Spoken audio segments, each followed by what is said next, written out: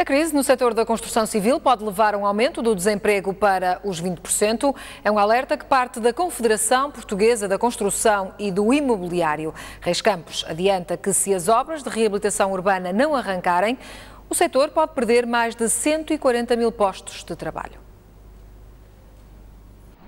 Se as obras de reabilitação urbana não avançarem em 2012, o desemprego em Portugal pode atingir os 20%.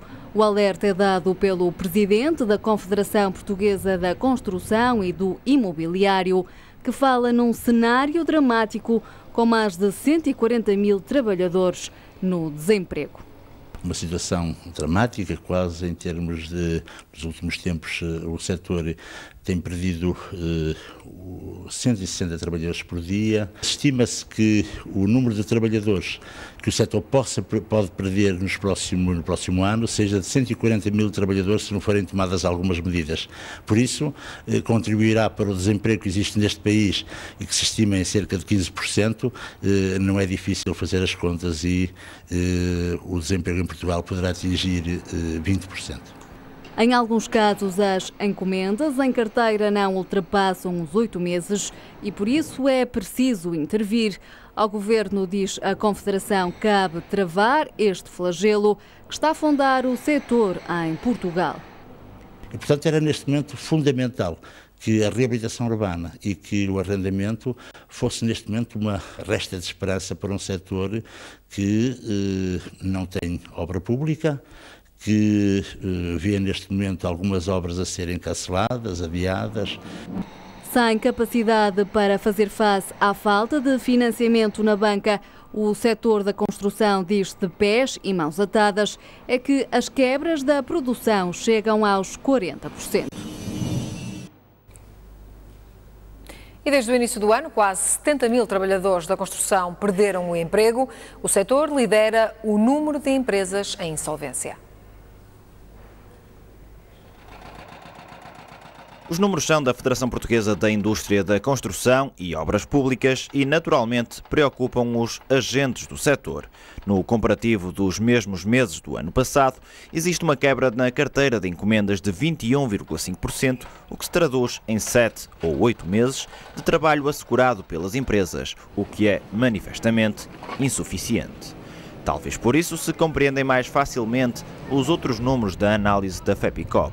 Com a crise, houve uma natural diminuição na procura de casa e com o aumento das dificuldades de obtenção de crédito bancário, também a construção civil ficou a perder.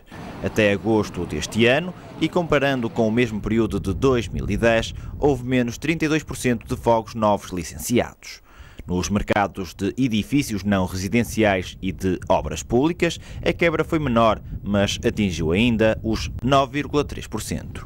Estas diminuições têm efeitos diretos no que às insolvências diz respeito. Aí, o setor da construção civil atingiu nos 8 primeiros meses de 2011 36,8% de pedidos de falência. Os números assustam e ainda mais se constatarmos que a evolução para o total de atividades foi de 35,8%.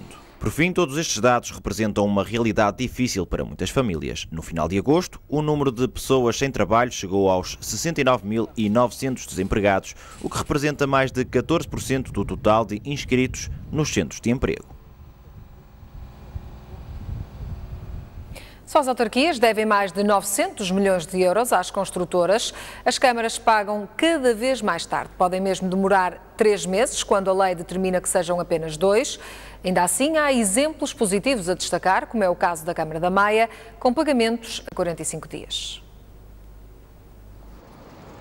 O relatório aponta para mais ou menos 2 meses, mas de acordo com o Presidente Bragança Fernandes, a Câmara da Maia já está a pagar às construtoras a um prazo médio de 45 dias, ou seja, 1 mês e meio. Está bem abaixo do limite máximo dos 60 dias, mas o objetivo é reduzir ainda mais o prazo para apenas 1 mês.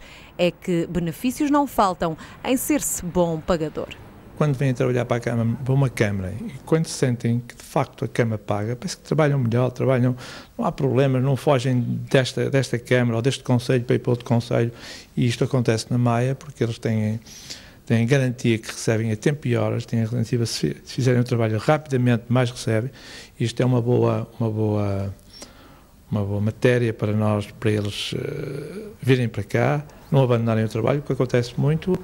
É uma das poucas câmaras que paga a tempo e horas. As outras que pagam cada vez com mais atrasos. Bragança Fernandes revela os truques para uma boa engenharia financeira.